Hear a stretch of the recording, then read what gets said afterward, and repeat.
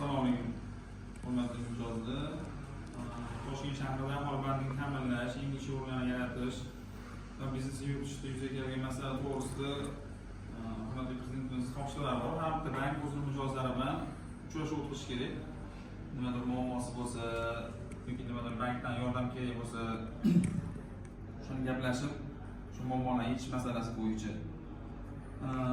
O'zi asosiy maqsad Toshkent shahrida ishsiz yurganlarni, ya'ni neofitsial ishga yo'llanadi. Misol uchun korxonada 20-30 xodim ishlaydi, lekin hammasi ishga aniq qilinmagan.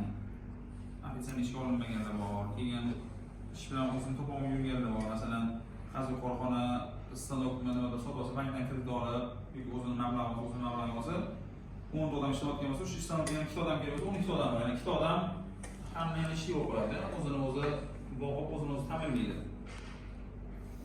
Shu maqsadda yuridik shaxslarga kreditlar ajratiladi bizdan. Keyin jismoniy shaxslar uchun ham shunaqa sharoit yaratilgan. Har bitta mahallada mahalla bankiri, mahallaga intilgan xodimlar bor.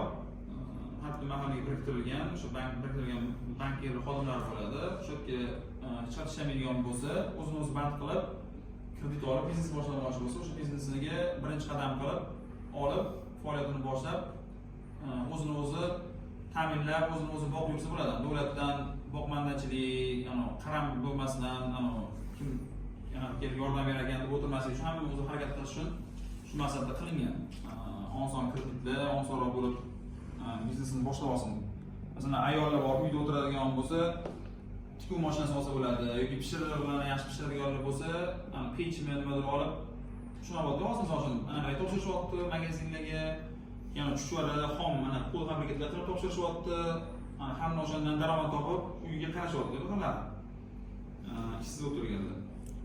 Keyin bankimizda ham nimadir muammo bo'lsa, masalan, kimdadir terminalmi, kartasimi yoki yana boshqa masalamiz bo'yicha masala bo'lsa, aytsanglar, ko'rib, aniq gaplashib, to'g'ri beramiz.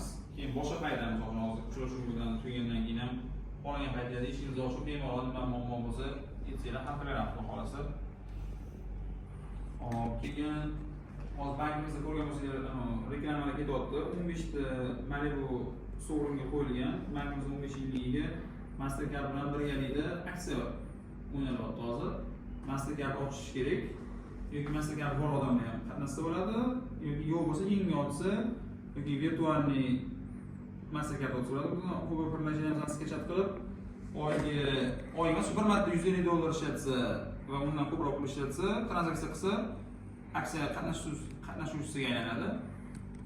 Qancha ko'p tranzaksiyasi bo'lsa, shuncha ko'p shans ko'payadi, randomniy anaqada tanlanadi. Har oyi keyingi 15-20-sigacha o'zimizning ofitsialniy, statsionarniy saytlarda, saytimizda e'lon qilinadi kim yutgani. Yana premushchilar bor, 150 minglik sovrin bor, 1,5 millionlik sovrinlar bor. Shundan qatnashsanglar bo'ladi.